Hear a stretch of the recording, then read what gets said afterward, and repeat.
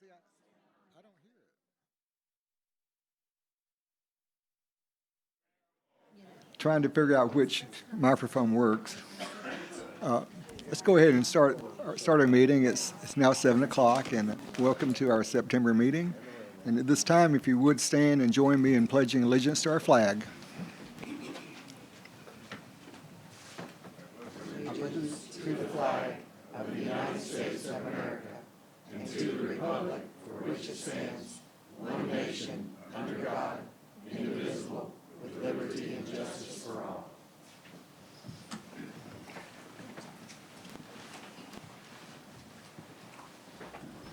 Well, I've said it before, we're full for their meetings now.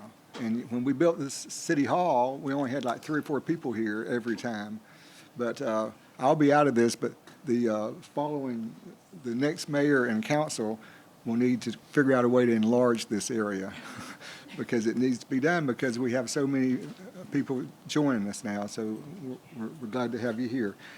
At this time, let me ask the council to approve the agenda. There's no change to the agenda? Okay. You have a copy of the agenda? A motion to approve? Motion to approve the agenda. Okay, second? Second. All in favor? Aye. I always ask if anybody's opposed, but I don't think anybody's ever been opposed to the agenda, so I won't say that. All right, at this time, we're going to go to announcements.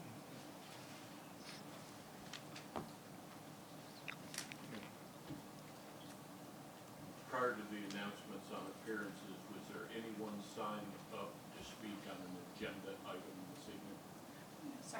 Okay. For announcements, we have upcoming October 4th, 12 to 8 will be this is our 3rd annual Ball Ground Rocks Festival. October 24th, we will have Spooktacular. And then October 25th, the Garden Club will be doing Halloween in the Garden.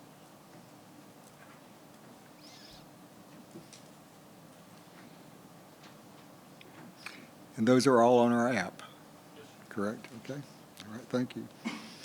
All right, council members, you got a copy of our August meeting, the minutes.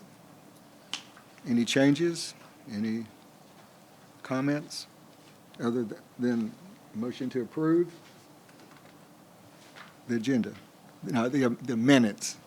We already approved the agenda. Motion to approve the minutes from August. I make a motion. Okay. Okay, second? I'll second.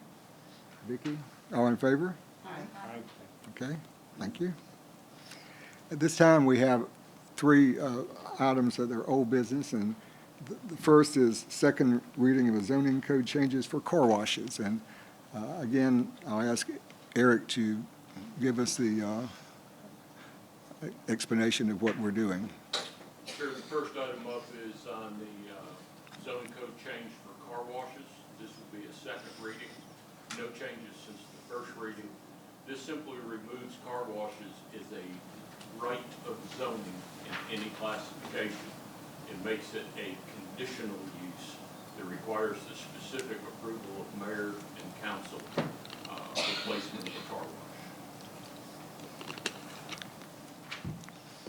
Okay, we had the first, we voted on it in August, so at this time, could I ask for a motion to approve the second reading? I make a motion to approve the second reading for the zoning code change for car washes. Okay, motion by Scott. Second. Annette? Any further discussions or comments? All in favor? Aye. Aye. Any opposed? Okay, that's in effect now. So we'll move on to the second item under new business, second reading of an ordinance of downtown mandatory backdoor trash service. That is for the businesses downtown. We're requiring trash to be picked up behind them if they can. So Eric, give a little more detail on that. This does come at a cost of an additional $6 per container per month. What it does is eliminates having placement of cans on the sidewalks downtown on Fridays or possibly over the weekend. We do provide a method in here for exemption, as we do have a couple of businesses where there is not access to the back of their building due to the zero lot line development allowances on Gilmer Ferry. So there is a method to exempt properties that cannot comply. And again, this is for the downtown district on commercial, where none of the commercial participants are required to use our sanitation service. A lot of them do, but it's not required like it is on the residential side. And no one has come to the city to complain about it. No, we had one person that didn't understand that they were not obligated to use our service and has put in their termination and has gone with a backdoor service from another company, which is fine. Well, the service would be between Gilmer Ferry from Old Canton Road to Northridge. Yes, sir. So at this time, again, this is the second reading of this ordinance. Is So, there's not really a way to make it end before the bowling comes. Not really because of the other businesses that are right there, but the bowling house does have an alternative. I Right. mean, they could just set it at the Gruber Street side, and it's just a standard roadway pickup. That's okay. Yeah. Okay. okay, can I get a motion to approve this second reading of ordinance? I'll make a motion to approve the second reading of backdoor trash. Okay. Second, Second. any further discussion?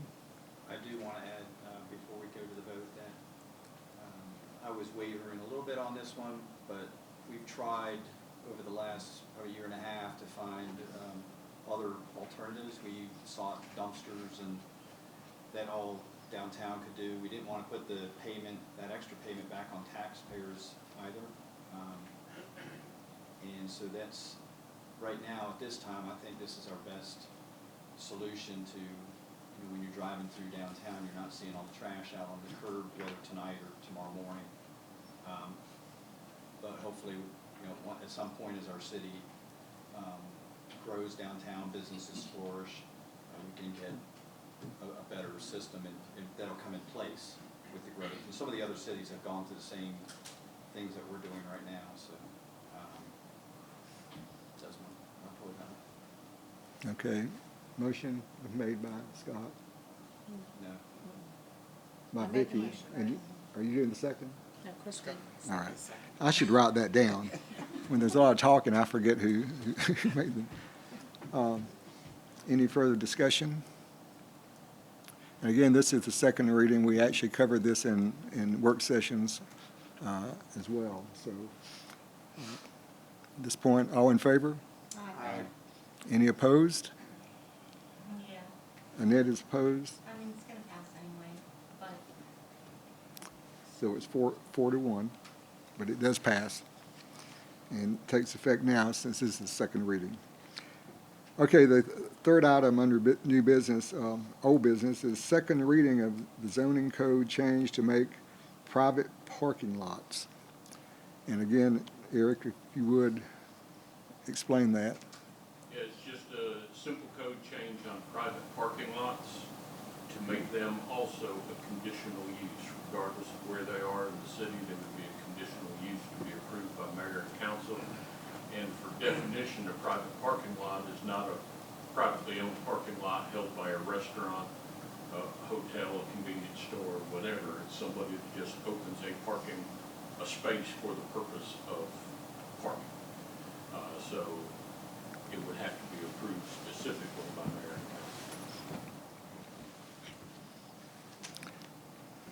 council. Okay, again, this is the second voting for this, and we've covered this in our work sessions the last 2 months.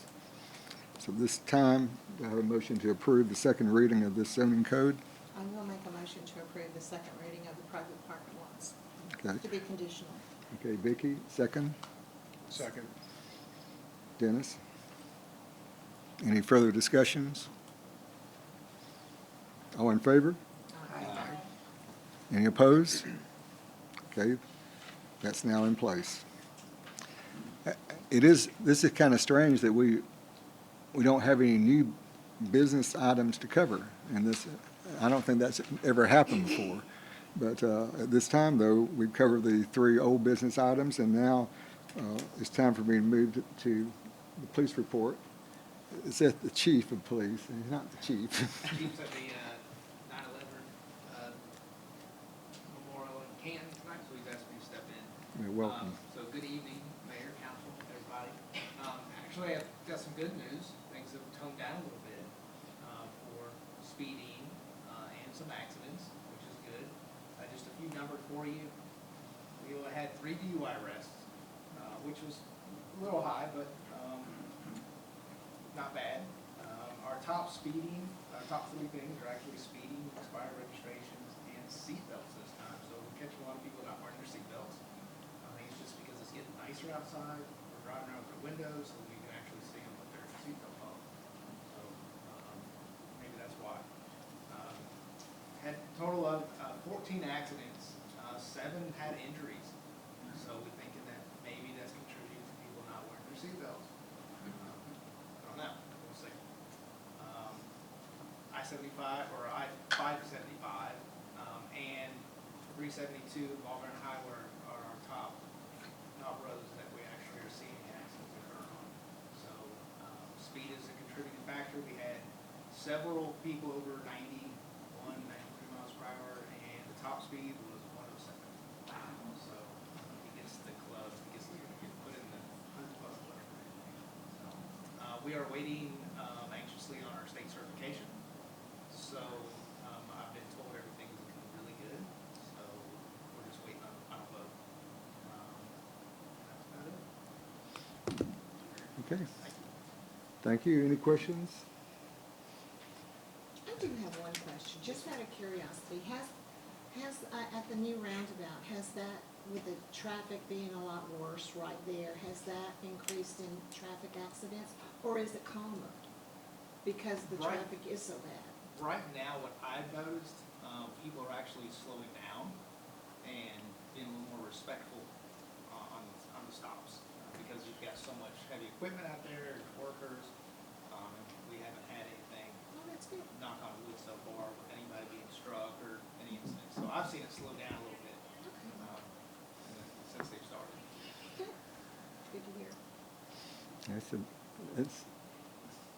They're doing it really fast.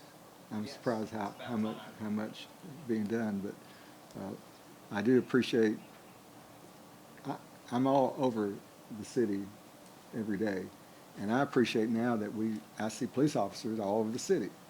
And that's, you turn the clock back when we just had 1 or 2, we couldn't do it, but now it makes it safer, and I think our police department now is the best we've had. So, thank you. Thank you. No more questions? Okay, thanks. Next up, we'll have Palmer. Palmer's going to discuss community development. Yes, sir. Just wanted to touch on a few of our neighborhood developments that we have going on in the city right now. First one we have going on is 1882 at Old Canton. This is at 514 Old Canton. It's zoned for CCT, which is City Center Transition. It's on 3.76 acres, and it's zoned for about 16 single-family homes that are going to be for sale right now. We've received the building plans for this.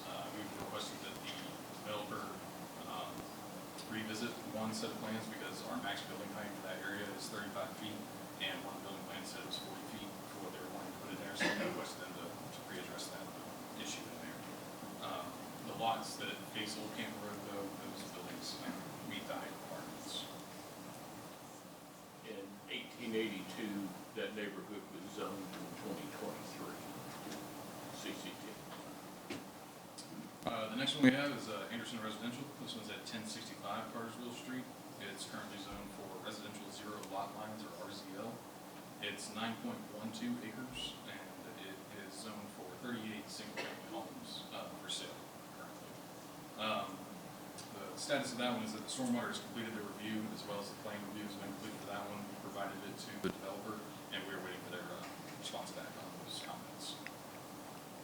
Anderson was zoned in 2025, early this year. Next one we got is Ball Ground Brook. It is at 7916 Ball Ground Highway. It's currently zoned for T&D, which is traditional neighborhood development. It is on 17.94 acres, and it is currently planned for 43 townhome units. And they are currently clearing land and starting on their horizontal construction for that area. Ball Ground Brook was zoned in 2003. The next one we have is Bleckley Station. It's at 375 Jordan Road. It's zoned R30.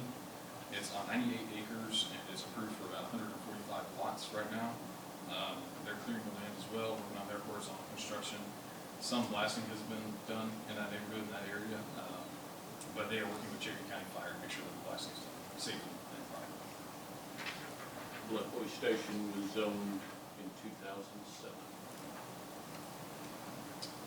The next one we have up is Gilmer Ferry subdivision. This one is across from Flat Bottom Road on off of Gilmer Ferry. It's also zoned for traditional neighborhood development. It's on 20.5 acres with 108 total homes, expecting 51 townhomes and 57 single-family residential units in there. It is not been started yet.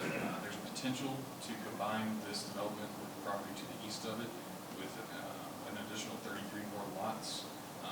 We're in discussion with this property right now because it does meet up with future bypass construction where it runs into 372 right there. So we are still in discussion with this one.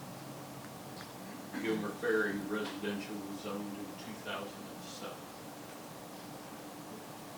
And then we have the McKinley development. This is at 6775 Ball Ground Highway down towards the southern end of the city. It's zoned for R20. Sits on 69.5 acres. Their current concept shows about 139 units in there, but they're still in site development. So they haven't submitted anything to the city for potential site plan just yet. We're still waiting on that place for the developers for that one. I have a question for on this one. Is this the one where they're going to, with the topography and everything, that they are going to donate back to the city parks? Yes, ma'am. On the other side of 575 is another piece of property that is with this development. They're going to donate that property on the other side of 575 to the city. How many acres? If I'm not mistaken, it's around 50. But 54 and change. Okay. I should remember that, but. Me too. And when was this one? This one was zoned earlier this year in 2025. And this one's Southern Sky Residential. It's off of Howell Bridge Extension. It's zoned traditional neighborhood development as well. It's 21.15 acres with the potential for 117 total homes. 83 would be townhomes and 34 would be single-family residential. We've done plan review for this one, but since this also touches the right-of-way bypass, we've sent it to our legal team for review to make sure that we cover our bases for the future bypass route. So. This was also zoned in 2003. T&D. Questions, sir? What's the totals of all these you No, I shared? meant to add all that up. I got it. Did you add it up? You want the numbers? Please, yeah, I meant to. Okay. mark it up. Out of all of that, it's 429 single-family homes with 177 townhomes and 606 dwellings. How's that, Eric? And that's just for our neighborhood developments. We do have, single-family lots that are going in occasionally. That's, I just wanted to hit the highlights of the single-family neighborhood developments. So impact fees will Yeah. be received. Chris did that one too. Approximately $1.8 million in impact fees. Okay, well, Palmer, thanks for that update. We deal with these individually over time, but that's good to put it all together. Because if you turn the clock back 20 years ago, if we got like 10 or 15 houses planned, we were excited. It's different now.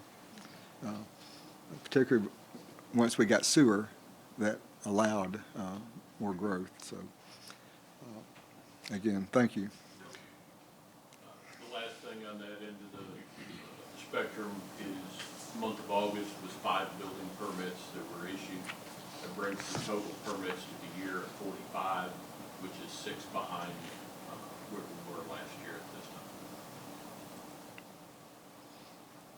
Moving on into other areas, our fund balances, we closed August with $2.3 million cash on hand. We look at our revenues and expenditures, we had revenues of $393,000 against expenses of $403,000. Year-to-date revenue of $907 with expenses of almost $738. And each of you had in your packet a full finance report. We're always either preparing for the audit or under audit. We have had a team of 3 auditors most of the week, 4 auditors today, pouring through all of Donna's business. But things seem to be going well.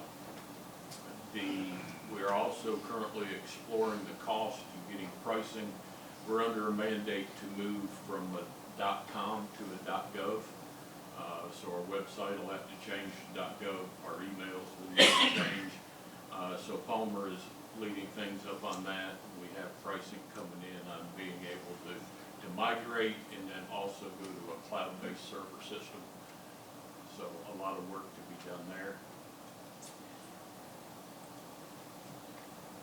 So one audit starts and we finally get the results of last year. I emailed this to Mayor and Council earlier, but again, tremendously proud of our finance team in the back. Donna and Darlene, put your hands up.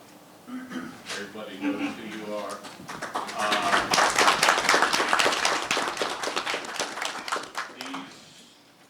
These ladies worked their tail off for us, and proud to say that once again, Ball Ground is the smallest city in the state of Georgia to receive the Certificate of Achievement for Excellence in Financial Reporting. They go so far beyond what's required through a microscope. So the other real small cities in the mix, we're the smallest.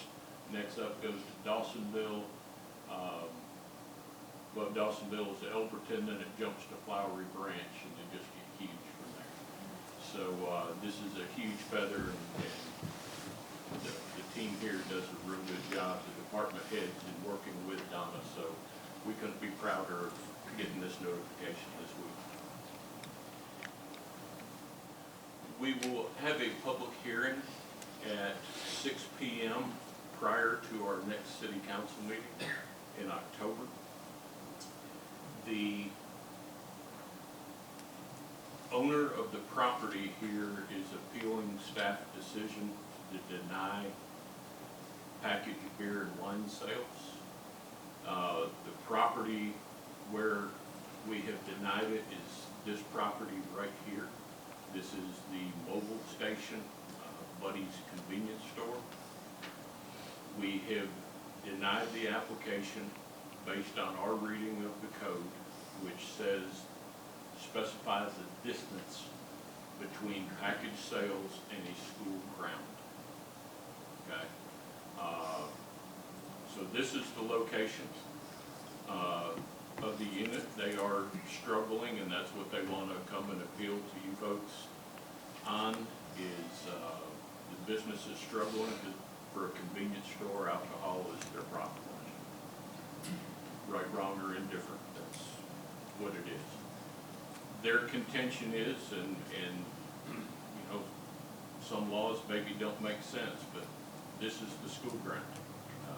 The picture of it here, it's not like you can just walk across to the school building or to the school ground, but it's our interpretation. It says distance to a school ground, and their building is approximately 15 feet from a school ground. So we don't believe we have the ability to approve that. The appeal will come to you all at that public hearing and ask you to at least consent to an application being submitted to the state and let the state make their final determination.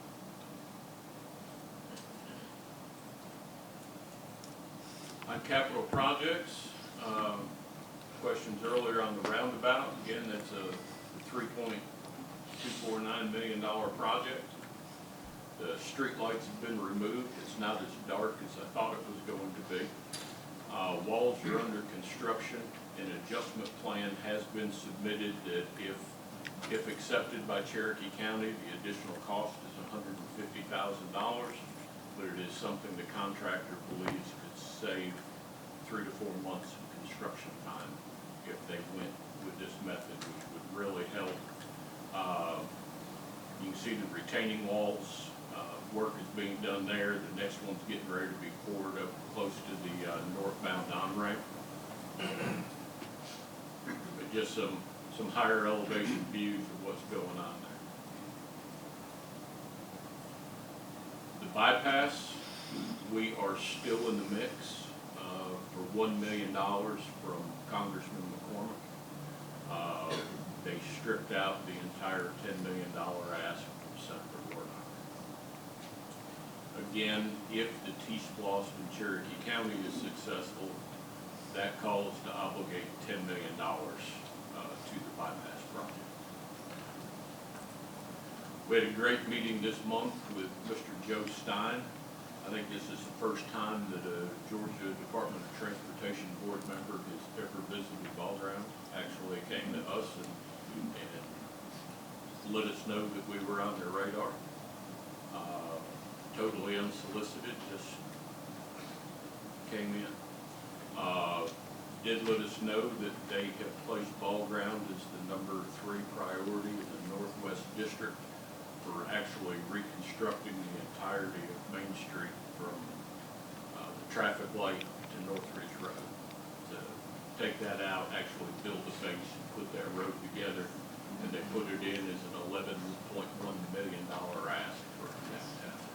The other 2 priorities are both on Interstate 75, so we're pretty high up on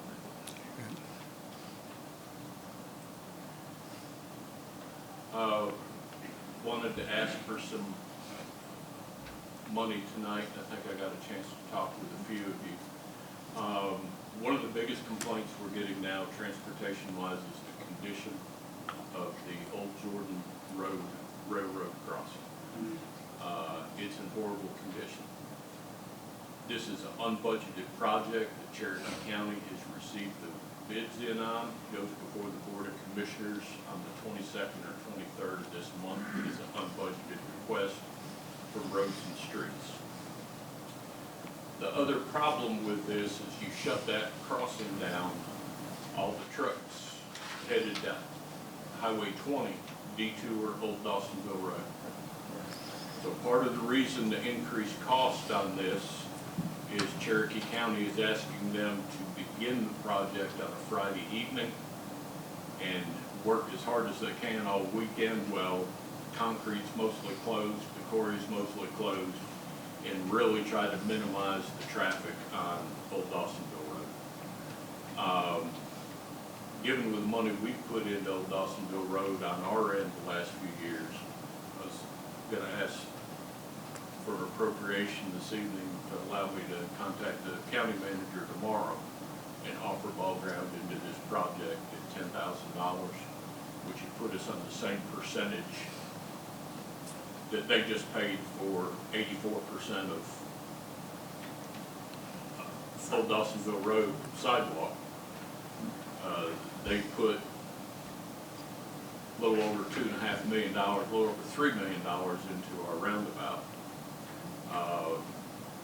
And they're handling everything on the bypass right now. So we've had a lot of partnerships that we have benefited from greatly. We think since this is an unbudgeted request, if we offer something to just help push it over the top and make sure that gets done. It's outside the city, but our residents use that crossing tremendously. So we'd like to ask for a $10,000 allocation out of special local option sales tax. Joint project out of Cherokee County. And they did not ask, by the way, it's just, we've asked them to do everything they can to keep the heavy trucks off of Old Dawsonville Road for that time. Would you like a motion to do that? If This would be constructed with a concrete apron, so it won't do the Concrete, rippling. fiber reinforced, high-early concrete. I do have a question, Eric, before we do this. How many, anticipated trucks do you think would be going on O'Dawsonville just for the weekend? I mean, it's usually truck traffic is not that much For on the weekend. I wouldn't anticipate much more than a dozen. It's not going to be much, because the quarry doesn't operate on the weekend. Now, if there's a major paving project someplace, C.W. Matthews may open the plant for the weekend, but it'll be minimal on the weekend. Do you anticipate, any type of, trouble with the trucks turning left from O'Dawsonville onto, Gilmer Ferry? Like if they're going toward, 369, out that way? Yeah. Do we need, in other words, do we need somebody to kind of stand on the corner and kind of wait until, in My- case they need help? My thought is that most of them would take Gruber to Civic and come out on Civic. Those heavy trucks aren't gonna wanna sit on the crest Okay. of Old Dawsonville and Gilmer Ferry. So it's pretty easy for them to make a left, go down Gruber, and then right out either North Ridge or Civic to access. Gruber's wide enough to accommodate? Or Well, go, or go through Nelson. Yeah.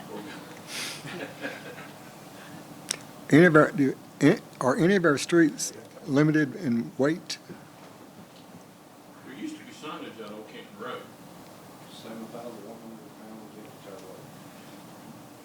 I believe there's still one on Mountain Street too. No, our street out here is. Valley Street has a weight limit on it. Yeah, it'd be your, uh, So I just wondered if Groover or Old Dawsonville restricted anything more than, what, 7 tons? But we can allow that. Right now, Old Dawsonville is not restricted.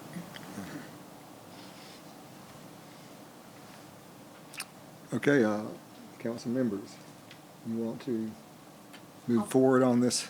I will Question. make a motion, if you're asking for mayor, for a motion, I'll make a motion in good faith for the city of Ball Ground to contribute $10,000 on this, considering that the county has also given us a lot too.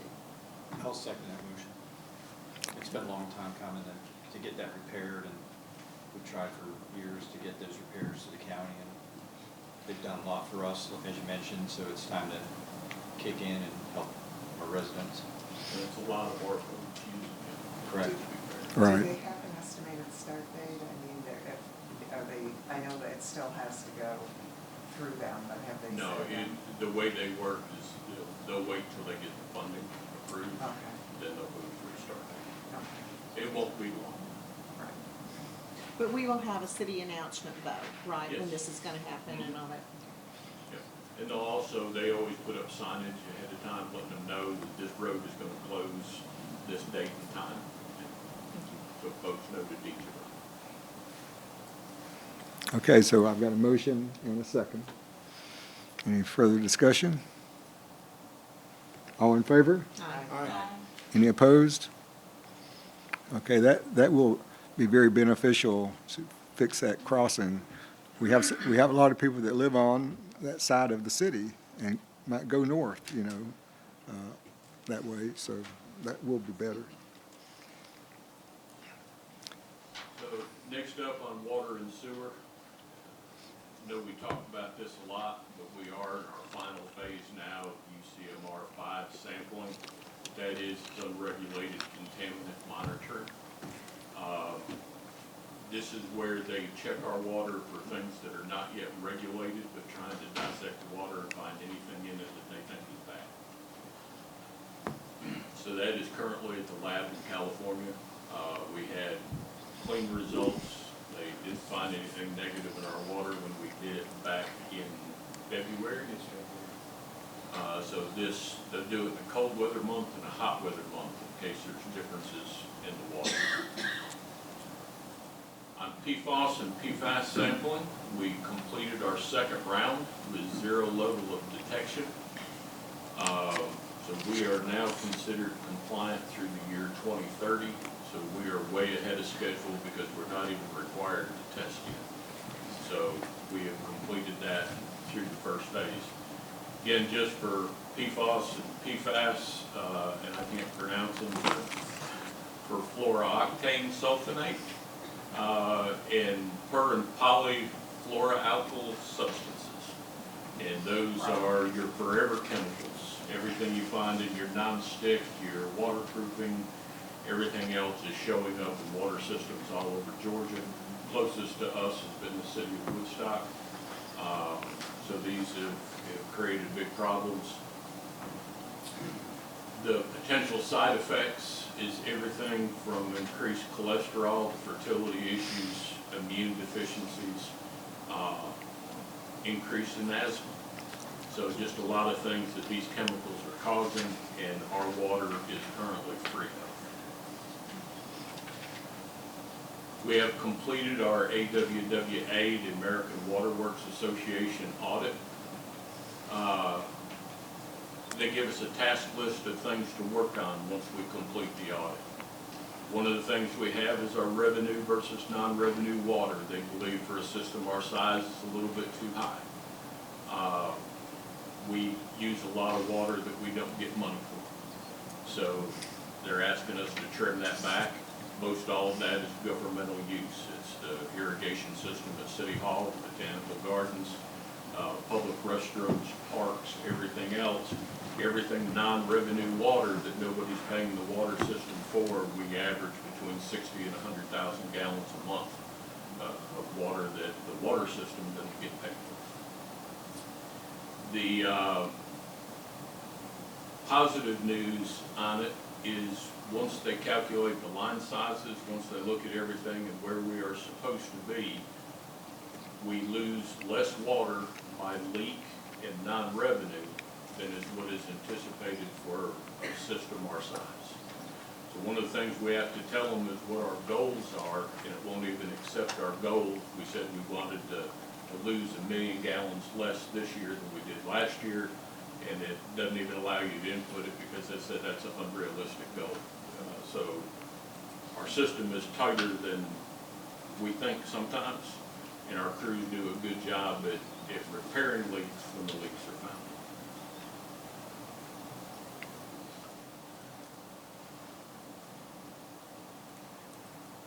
Other thing, just in case anybody's a nerd like me that likes the information, they would like us to reduce our carbon footprint.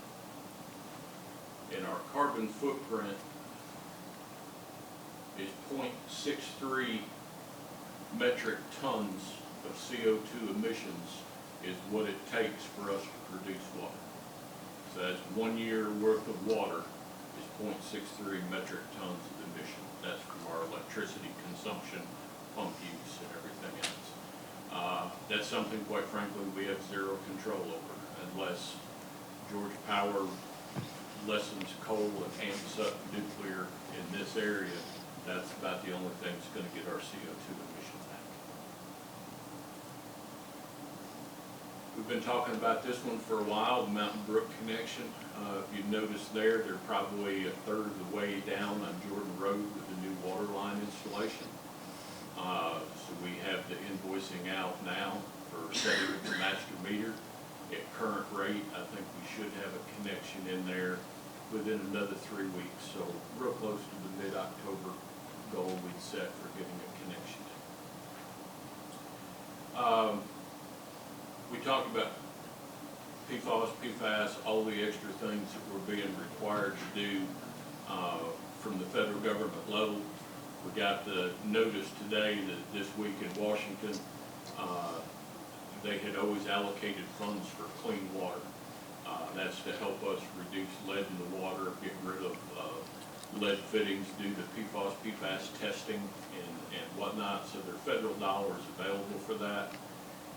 But they have stripped them out this year. The proposed budget, they're reducing clean water funds by 90% and dropping it from $2.7 billion nationwide allocation last year to $305 million. So our hopes If anything is found here, our hopes of getting federal government assistance are non-existent. Parks and Recreation, we had Art on Main this week. It was a great turnout. Things went well there. Our Parks Committee has been doing a lot of brainstorming and meeting right now on some of the big items that we want to address that was in the Parks Master Plan. Everything from Lions Field, sports lighting, pickleball, a pavilion on the old community building pad, the public restrooms, and the lighting for the Calvin Farmer Park walking loop. So we hope to have some kind of idea and be able to put together a plan within the next 4 to 6 weeks and bring to mayor and council for consideration on some of these projects. Committee meeting downtown. There'll be a mural coming soon on the back of the Scoot on Main building. Business owners survey, getting information from us, for us on what brings tourists and visitors to downtown. It's a picture of the kiosk that just got installed Friday, just in time for the festival. And we're working with a potential 3 new businesses to locate to the downtown. And this is the uncolored copy of the proposed mural for the back of Scooped on Main, put together by Vincent Van Berg, and put that together back there. And Ashley's our resident artist, and she'll be doing the painting and thing here. So some more exciting things coming to downtown. I would like to add to that the flowers are city flowers, and the birds are going to be bluebirds, which are city birds also. That is it. Okay, any more questions for Eric? Before we had work sessions, we actually always had questions for him, but we do that in the work sessions and by email, and I call him all the time. But thank you, Eric. We appreciate you. As most of you that have been here often, you know that we all believe that our city manager, Eric, is outstanding.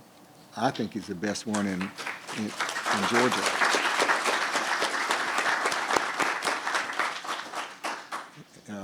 Great staff makes a fool look pretty good. Well, all our staff is good, but he's always done the job of about 3 people. So been very important for our city. So thank you, Eric. A couple of things I want to mention. First of all is I'm going to ask the council, could we have our work session on Wednesday, the 1st of October, instead of Thursday? I won't be here Thursday. I hate to miss it, but That works for me. would that be able for everybody to do that? All right, so we'll just plan that. And I want to also, I'm telling you, we had Matt is getting ready to have his 12th anniversary, right? 14. I thought you were in 2013. Yes. I'm anticipating an early retirement. Well, Matt Young has been, he's the longest serving police officer we have now. And he's been outstanding.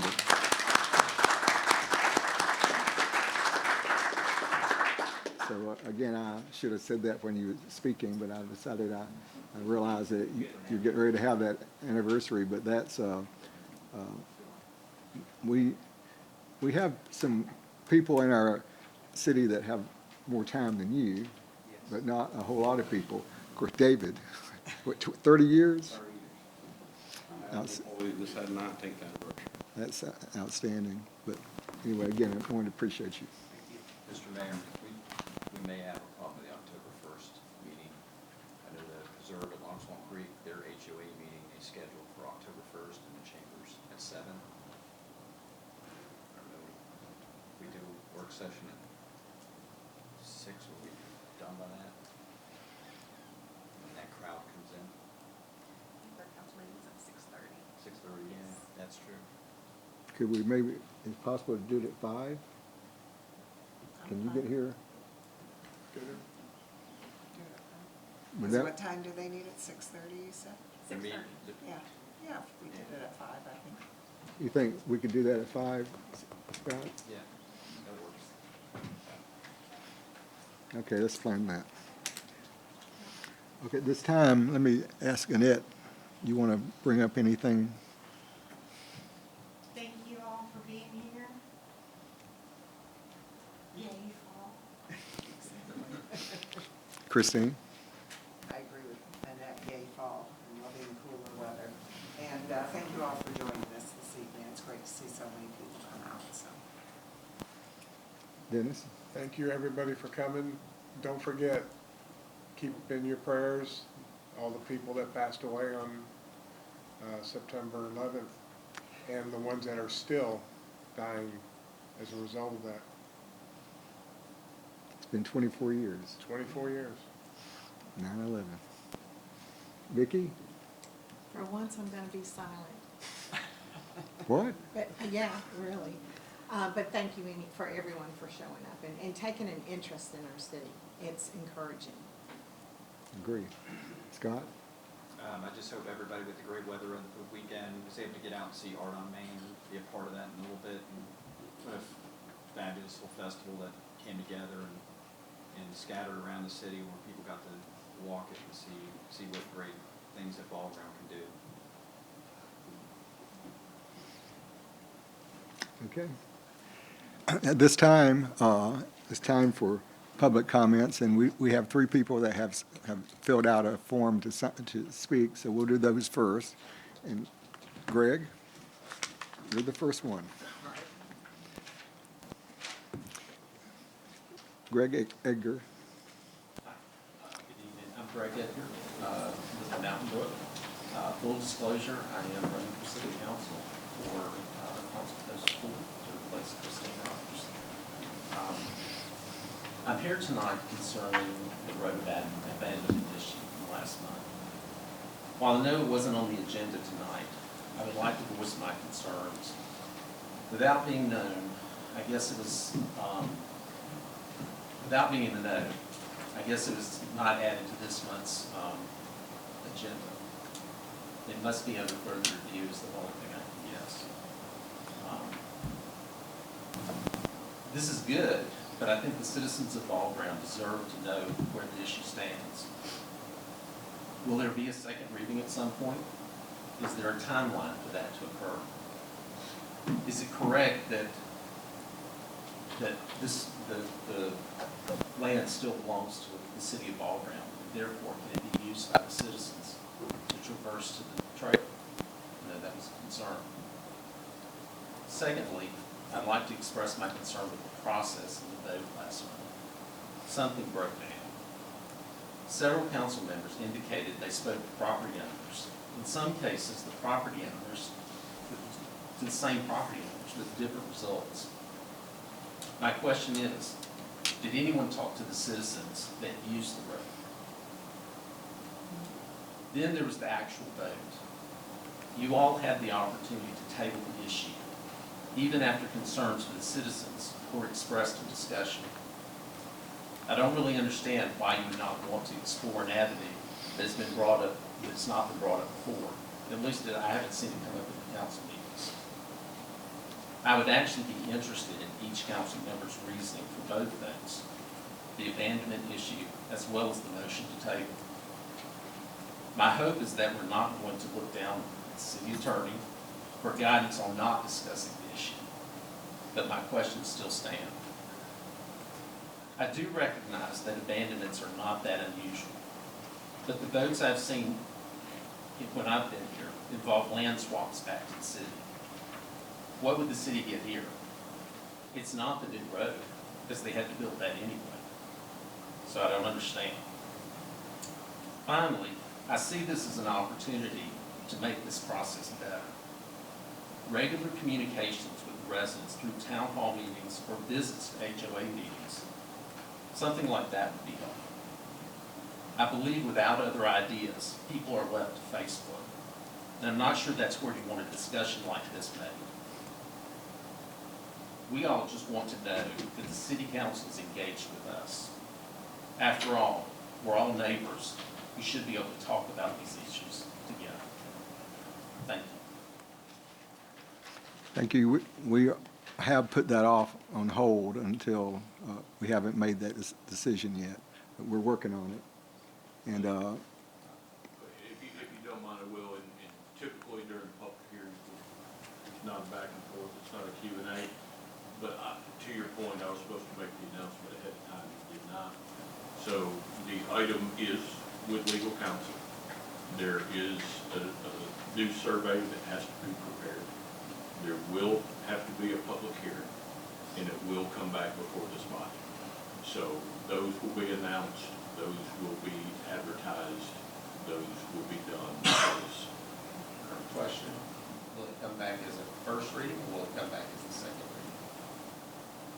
reading? Legal will still have to determine that. Don't quote me, so we'll take it back to legal. A lot of the, looking at the Cherokee County process that they use, it's a single reading. And I'm assuming that, but legal may have a different opinion. okay, thank you, Greg.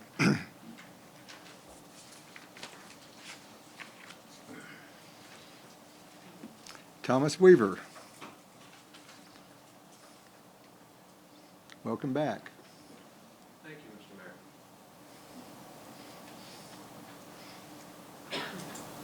Well, good evening, Mr. Mayor, members of council. To the benefit of all who are in attendance today, my name is Thomas Weaver. I reside at 131 Old Marietta Road in Canton, Georgia, one municipality south of here. I'm not a resident of the city of Ball Ground, so many of you may be astute in your curiosity to wonder aloud why I'm even here.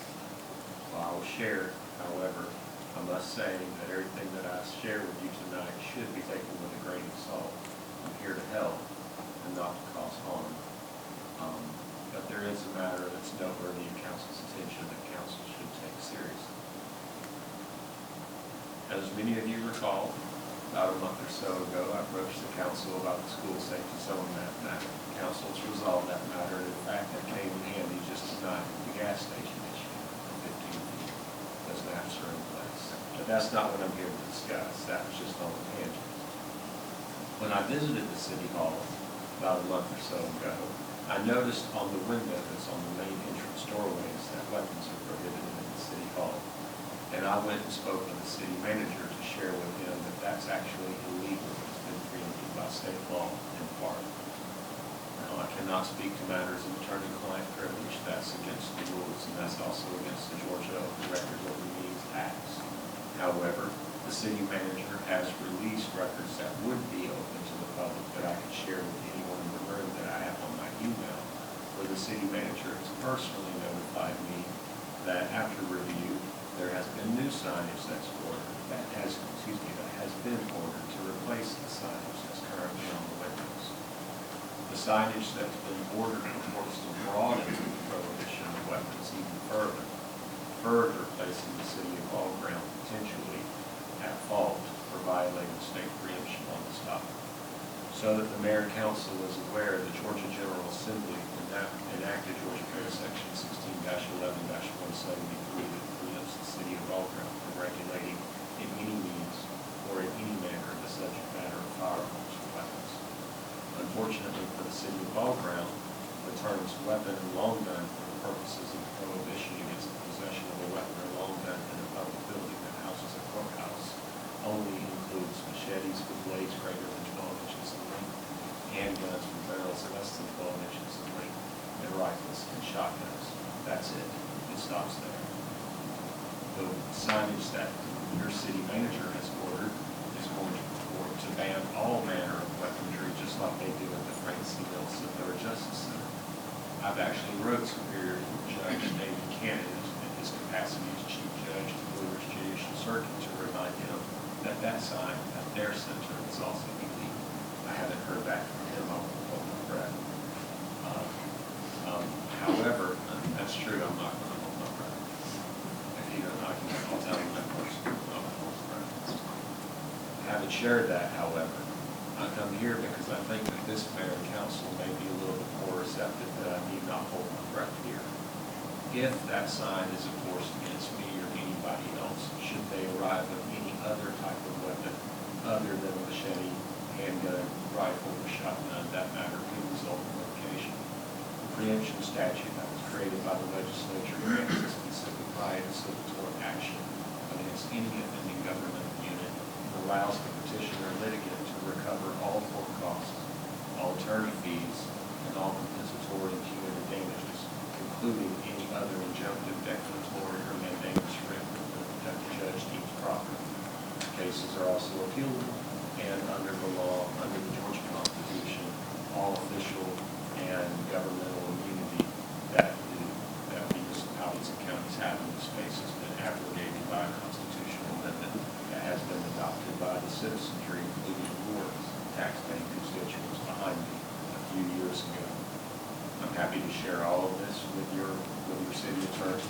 Personally, Mr. Caldwell couldn't be here tonight. I'm not trying to offend the attorney-client privilege that you retain with your attorney, but I'm warning you, not as if anybody threatened to pursue litigation against the city, but if anybody enters into this building with any type of weapon other than a weapon or long gun as defined, it could result in litigation if there's a false arrest. In fact, I was told by your city manager that I apologize, I didn't mean to exceed the 3 minute limit. Thank you for stopping me. Would you like for me to finish, Mayor and Council, or should I sit down? Well, I think we'll follow up on this because based on what changed in the legislature. So. It's not to, I will say this and sit down. I'm not threatening litigation. I'm trying to help the city of Auburn so that the city of Auburn doesn't have to pay this cost to someone. Okay, all right. Thank you. Thank you, Thomas. The next speaker is Dan Homiller. It says, oh, I'm sorry, Stephen, I'm sorry. I kept looking, I'm like, I'm sorry, you look like Dan. You can't. My name is Stephen Homiller, and I took the time to write this down carefully, so I'll be as concise as possible. I do have a copy that I'll give the clerk, so if I go too long, I would ask that this be attached to the meeting minutes. I am mindful of this being the 9/11 anniversary, and particularly in light of the tragedy yesterday, it makes me a little somber, and I think we are all reminded of the importance of building community, and I'm thankful for our form of government and the ability to participate. And I do sincerely thank all of you and appreciate your willingness to serve and do a difficult job. I'm especially grateful to Mayor Roberts for his long distinguished service and the many things that he's done and made this a great place to live. The last time I spoke publicly, we were talking about relocating post office. I'm also one of the folks that some of you expressed concern at being allowed to continue to be able to walk Roberts Lake Road. I wrote you all a letter in August, I don't know exactly, pointing out that a case for banning public road has not been made, and was then assured by Mayor Roberts that given the roadway would be advertised, and a second vote would be required. The notice of a hearing was then posted on the city website, and there was limited time, so I posted an online petition proposing the abandonment. As Greg said, that's not my preferred method either. I didn't think there was time for anything else. When the hearing was canceled, I emailed you copies of the petition making that argument. I've since collected some more and would like to deliver those to you personally today. My main message to you today is to ask you to slow down. Make sure both the reality and the appearance of an open and transparent process is achieved on this and all issues considered. One of you has publicly posted this council was not responsible for growth and density issues that residents are concerned about. That was all passed by previous council. However, only this council is responsible for voting to rezone 59.97 acres from agriculture and R40 to R20 for 80 homes in Roberts Lake East and Roberts Lake Road. This whole process went off the rails from the very beginning, and this council has had multiple opportunities to correct and approve the plan, and have so far failed to do so. The minutes from the original proposal at the planning commission hearing said Parks House, speaking on behalf of the developer, reminded the commission that this project is in the city of Walgreen. This is part of the plan to have some residential areas close to downtown. Parks Hub also stated there's a trail network, and this is part of putting this plan together. Mr. Barnes noted that the developer was working with the city on project, traffic, and the realignment of the road is a concern. The project was voted on with the planning commission being assured that the density was part of creating more housing walkable to the city center, and the road access was being handled. The motion passed 7-1 with 5 conditions, including the first condition. 1, Roberts Lake Road Drive realignment and the improvements be completed prior to the issuance of the land disturbance permit for the site. At the September 12th City Council meeting, the minutes recorded in the public comment period, the council was made aware that the submitted plan included a road that was on property the developer did not own, and was asked to postpone action until a plan can be made to show improvements to Roberts Lake Road. When the rezoning request came up for discussion, Councilmember Barnes stated that there are still questions concerning this matter. He would like to table the matter for 30 days. That appears to have been ignored, and the ability of the council to at least slow this down, as requested by the public, was not taken. And I would question, shouldn't this have been considered a major change, and the whole thing should have been sent back to the planning commission? Later, That is time. I think this is relevant, and you should hear this. I'm more than halfway.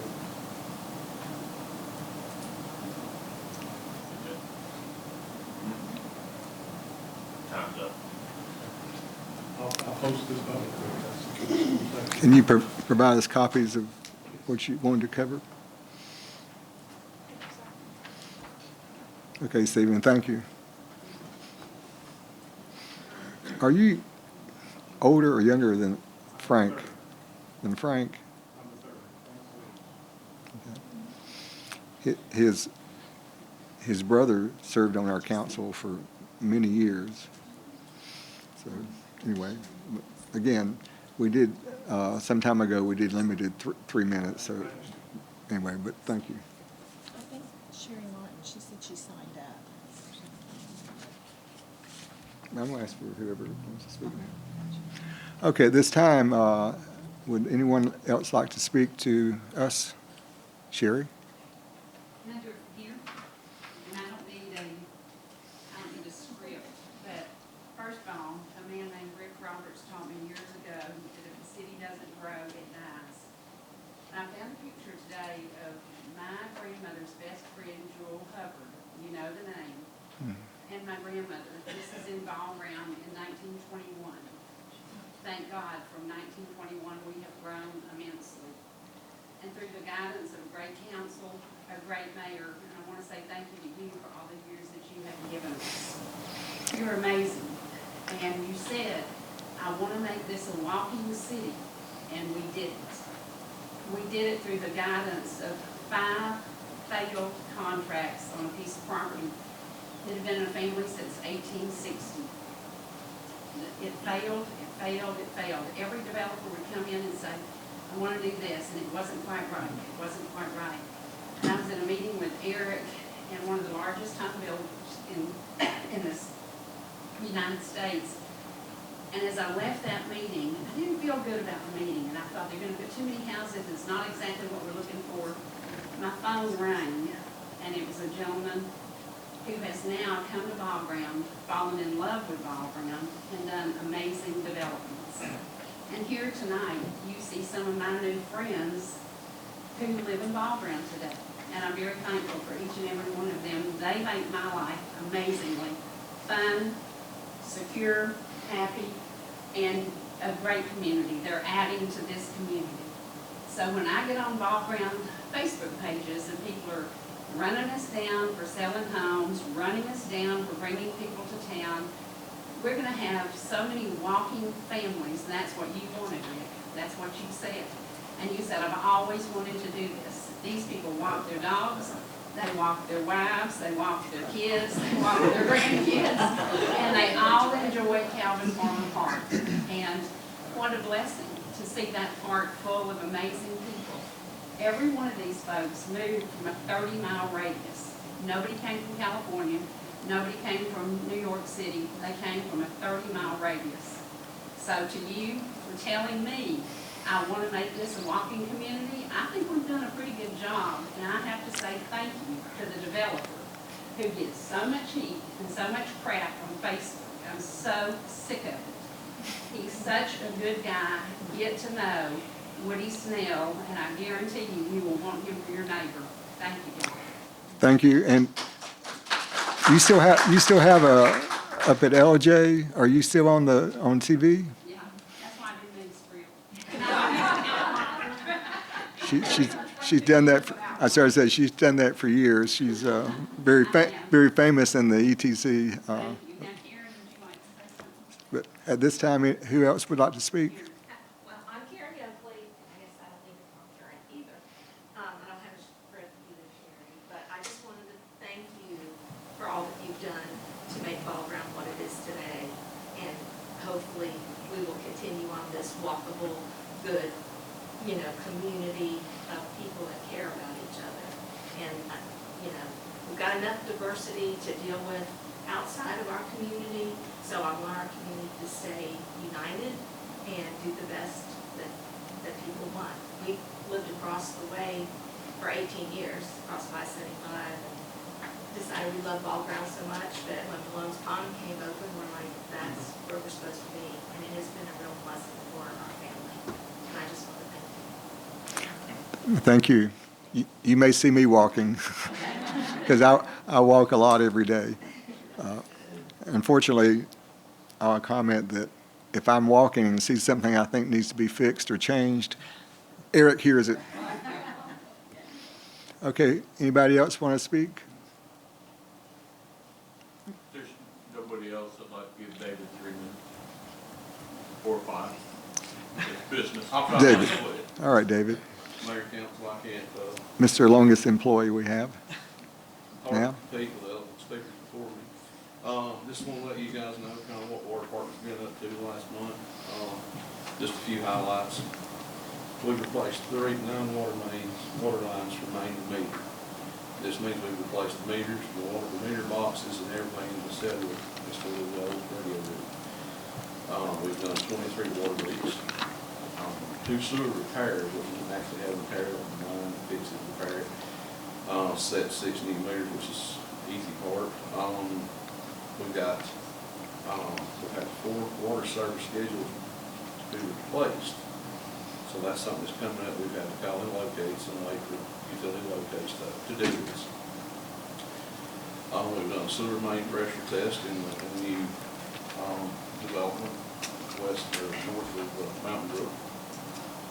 Did a flow test for fire protection on Old Canyon. We've had multiple calls from customers checking anything from water leaks to smells, so whether it's sewer smell calls. Installing various signs, along with our normal routines and duties, cleaning up driveways and removing brush in front of signs. Along with this, we've had 160 utility locates, which consumes a lot of our time. Every time that you do a utility repair or install one, not only we have to do it, but everybody else calls in utility locate, which means we have to go out and put paint on the ground and mark where our utilities are for anybody else with any kind of person, which is a lot of time is spent it around. But anyway, I just want to let you guys know what we have been up to, and that's just a little bit of what we've done in the last month. And I hope maybe I can continue doing this and telling you guys what we're doing. So you kind of know what we're doing. We're just kind of never have really spoke up, and I'm proud of my guys. Well, you're outstanding too.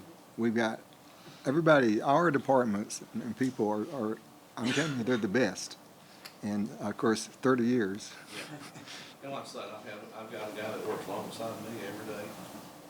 Pardon me, he's been here 19 years. Joey Ingram. Yes. I felt like he needed a little recognition. He's put up with me for 19 years. Thank you. Appreciate it. David.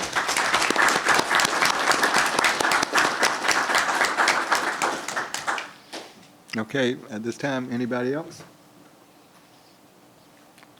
Well, then I expect one of my council members to make a motion to adjourn. Make a motion to adjourn. Second. All in favor? Aye. Nobody opposed? Good. Again, thank.